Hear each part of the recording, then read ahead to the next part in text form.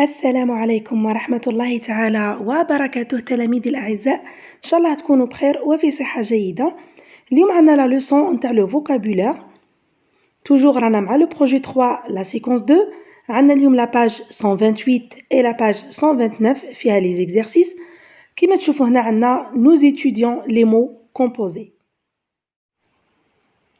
قبل ما نشرحوا واش معناتها لي مو كومبوزي نروحوا نشوفوا لي تكست، نديروا له لوبسيرفاسيون اي لاناليز، نديروا له كذلك اون بوتيت اكسبليكاسيون ونشوفوا مع لي كيستيون. L'éco-citoyenneté. Le mot éco-citoyenneté est composé de l'abréviation de éco pour écologie et du mot citoyenneté. L'éco-citoyen a conscience d'appartenir à un territoire qui garantit son existence, ce qui implique pour lui des droits et des devoirs par rapport à l'environnement. Par exemple, le droit de jouir d'un environnement sain et le devoir de ne pas le polluer en le conservant tel qu'il a toujours été.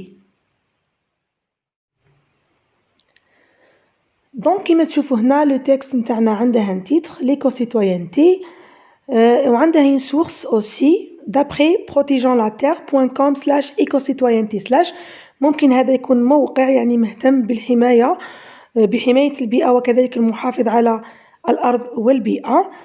نشوفوا المفهوم نتاع النص نتاعنا. Le mot éco-citoyenneté est composé de l'abréviation de éco. إذا راه يقول لك الكلمة éco-citoyenneté هي كلمة مركبة composée de l'abréviation de éco، يعني مركبة من اختصار الكلمة éco اللي هي راهي اختصار الكلمة écologie علم البيئة، et du mot citoyenneté يعني هي مركبة من اختصار كلمة écologie et citoyenneté. L'éco-citoyen واش معناتها ان ايكو-citoyen؟ ان ايكو-citoyen هو مواطن يكون صديق للبيئة ويكون محافظ على البيئة، نسموه ايكو-citoyen. citoyen مواطن، ايكو علم البيئة، لما يكون هذاك المواطن محافظ على البيئة إذا نسموه ايكو-citoyen. A conscience donc l'éco-citoyen المواطن الصديق للبيئة ولا المحافظ للبيئة a conscience d'appartenir à un territoire qui garantit son existence. إذن هو واعي بانتمائه إلى مكان اللي يضمن البقاء نتاعه. Ce qui implique pour lui des droits et des devoirs. الشيء اللي يفرض عليه يعني واجبات وحقوق. voilà حقوق وواجبات. droit حقوق، devoir واجبات. par rapport à l'environnement. يعني هذا الشيء يفرض عليه حقوق وواجبات بالنسبة للمحيط. Par exemple, كمثال exemple, le droit de jouir d'un environnement sain. يعني حقه في الاستمتاع بمحيط نظيف يعني ونقي. Et le devoir de ne pas le polluer en le conservant. Voilà.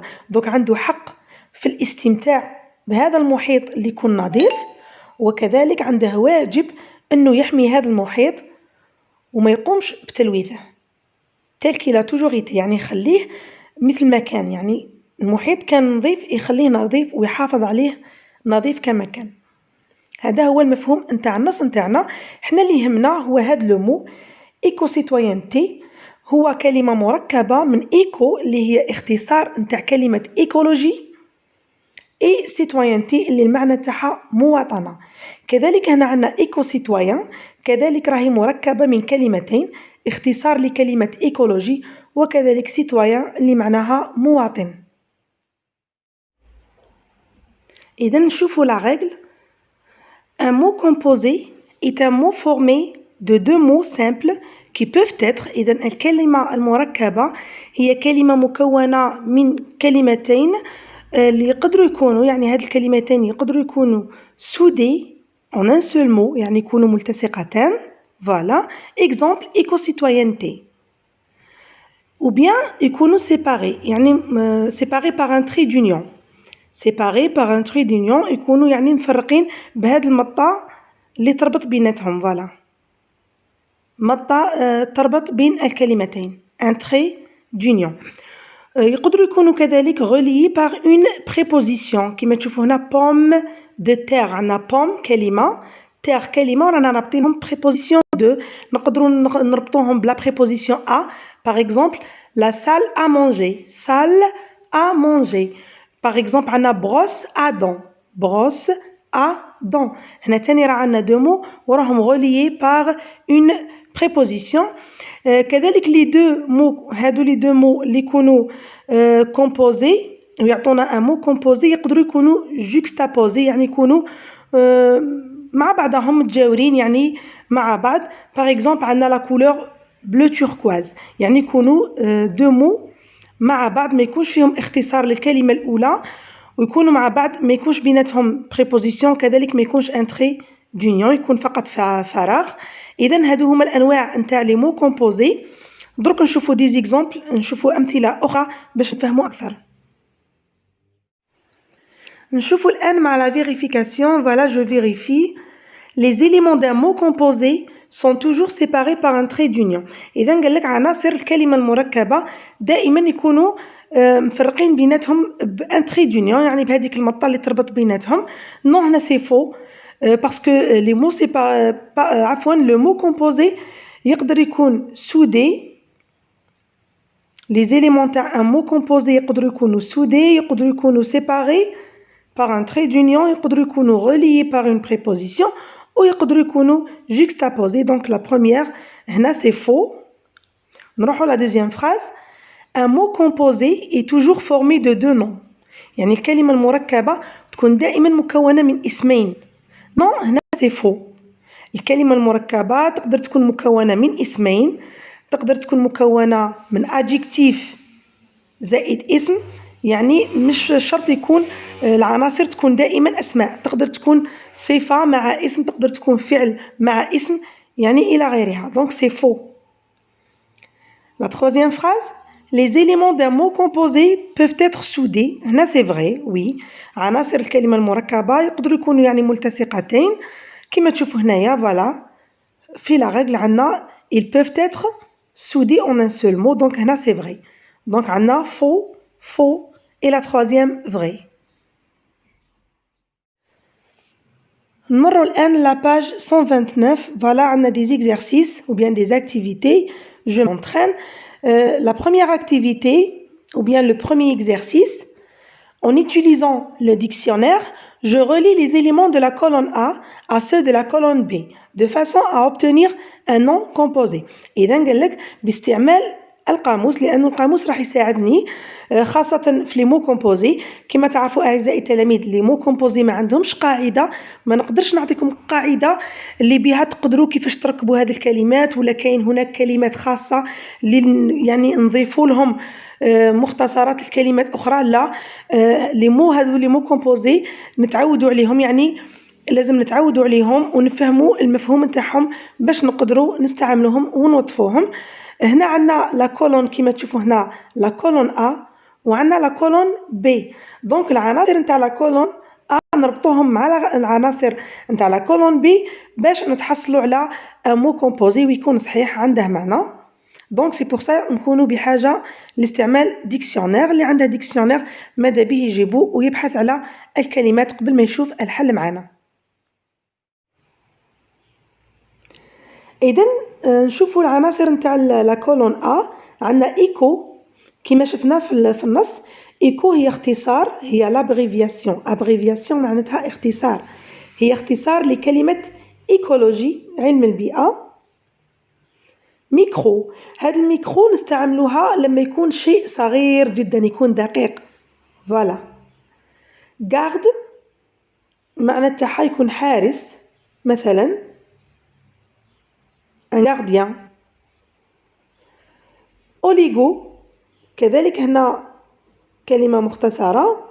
بيو هي اختصار لكلمة بيولوجي علم الأحياء. هنا عندنا ديفرسيتي تنوع. فورستيي يعني متعلق بالغابات فوري. إليمو عنصر. سيتويانتي مواطنة. أورغانيزم تكون كائنات حية في الجسم مثلا. نشوف الربط نتاعهم احنا عندنا إيكو نربطوها مع سيتويانتي كما شفناها في النص ايكو سيتويانتي ميكرو اورغانيزم يعني كائنات حية دقيقة ونظن أنكم درستوها في العلوم الطبيعية غارد فورستيي حارس الغابات غارد فورستيي أوليغو إليمون فوالا أوليغو إليمون المعنى نتاع أوليغو إليمون هو نوع من الأملاح المعدنية حسب ما بحثت عليه وشفت المفهوم نتاعه بيو قلنا هي اختصار لكلمة بيولوجي نربطوها مع ديفرسيتي وشفنا من قبل لما دخلنا لو بروجي 3 شفنا لو مو بيو ديفرسيتي ودرنا الشرح تاعه معناته تنوع البيئي ولا تنوع الكائنات الحية بيو ديفرسيتي.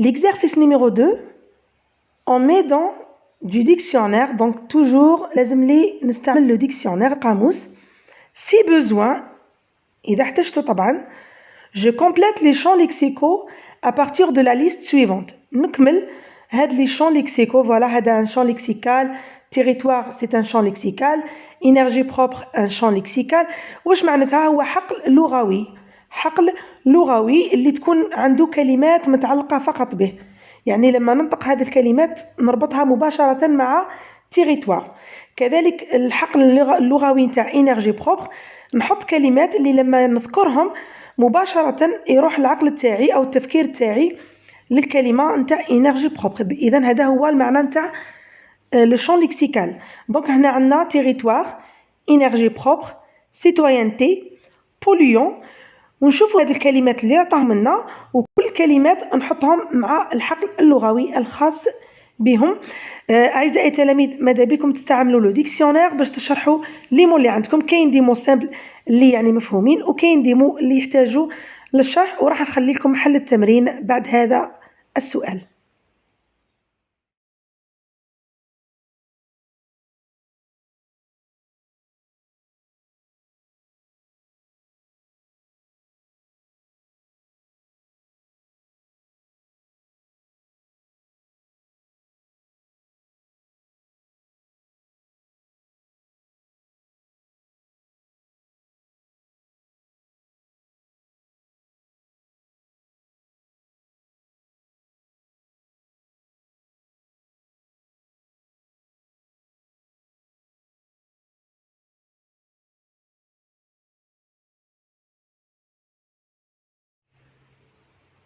L'exercice numéro 3, on met dans du dictionnaire, je complète convenablement les phrases.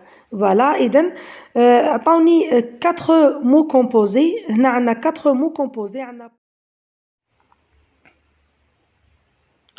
Donc عندنا la première phrase.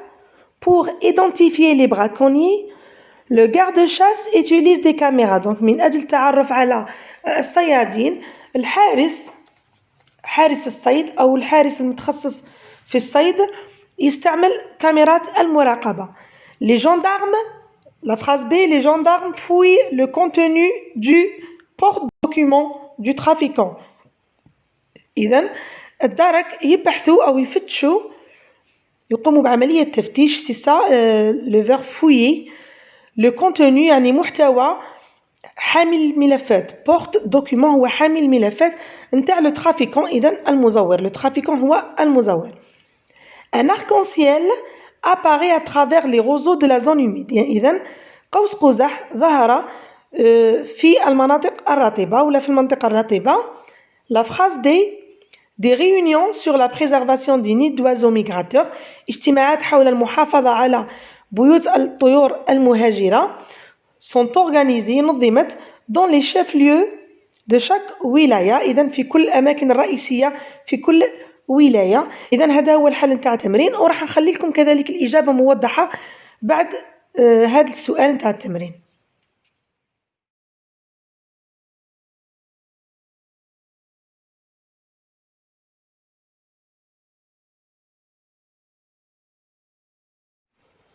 L'exercice numéro 4 كذلك نحتاجو le dictionnaire il faut utiliser le dictionnaire j'écris les noms qui correspondent aux définitions suivantes. إذن هو عطاني تعريفات دي définitions وأنا كل définition نعطيها المعنى نتاعها يعني واش يقصدوا بها. باغ اكزومبل هنا عندنا بواسون دو دوس، إذن سمك يعيش في المياه العذبة. وموستاش عنده إذن شوارب، لونغ طويلة كوم سيل دان شا، شوارب طويلة مثل شوارب القطة، إذن هذا نسموه لو بواسون شا. لو بواسون شا. objet dans lequel on met ses bagages، يعني شيء ولا الحاجة اللي نوضعوا فيها لي باجاج نتاوعنا، إذا الحقائب نتاوعنا نسموه بورت باجاج، حامل الحقائب. سي ابيلاسيون دوني او كوليبري، إذا تسمية نعطوها لطائر الطنان يقوم بواحد الصوت يعني لما يكون في الشجر. لو بلو بوتي دي وازو، يعني هو أصغر حجم في الطيور، إذا نسموه لوازو ليغ نسبة للصوت اللي يقوم به. moment de la journée entre midi et le soir، إذن وقت في النهار يكون بين 12 والمساء نسموه après midi، بعد الظهيرة. nom donné à un chien qui ressemble au loup، اسم نعطوه للكلب اللي يكون يشبه للذئب، إذا نسموه chien loup. فوالا هذه هي الإجابة، وراح نخليها لكم كذلك بعد هذا السؤال.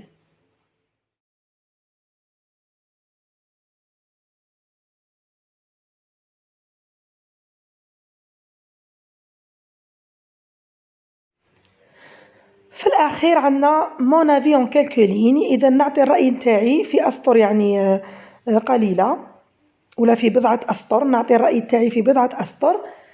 à l'approche des vacances scolaires، يعني مع قروب ولا مع اقتراب العطلة الصيفية، votre commune sollicite les collégiens à participer bénévolement à l'opération. إذن البلدية نتاعكم استدعت التلاميذ اللي يكونوا يدرسوا في المتوسطة باش يساهموا بشكل تطوعي في عملية اللي اسم تاعها ولا تحت شعار des espaces verts et propres. des espaces verts et propres، إذا أماكن خضراء ونظيفة. afin d'encourager le plus d'élèves à y participer، باش يعني يشجعوا الكثير من التلاميذ حتى يساهموا في هذا الأمر. tes camarades et toi présenterez sur une affiche 3 arguments en faveur de cette action éco-citoyenne، يعني أنت وزملائك باش تشجع التلاميذ أنهم يساهموا في هذه العملية. أنت وزملائك واش ديروا une affiche اللي من خلالها تحطوا 3 arguments، 2 من البراهين أو الحجج باش تقنعوهم بهذه العملية اللي راهي يعني محافظة للبيئة وكذلك تكون صديقة للبيئة.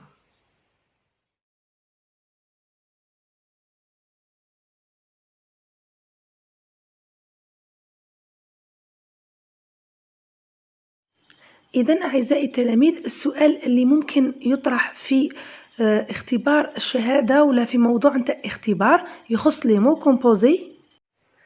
السؤال هو relève dans le texte un mot composé et sépare-le ou bien décompose-le. إذا المعنى نتاع السؤال هو أوجد كلمة مركبة في النص وقسمها، sépare-le ou bien décompose-le عندهم نفس المعنى. كما تشوفوا هنا استخرجت كلمة مركبة إيكو سيتوينتي وقسمتها، الطريقة تكون دائما على هذا الشكل. إذا أعزائي التلاميذ إن شاء الله تكونوا فهمتوا الدرس، نتلاقاو في الفيديوهات المقبلة، والسلام عليكم ورحمة الله تعالى وبركاته.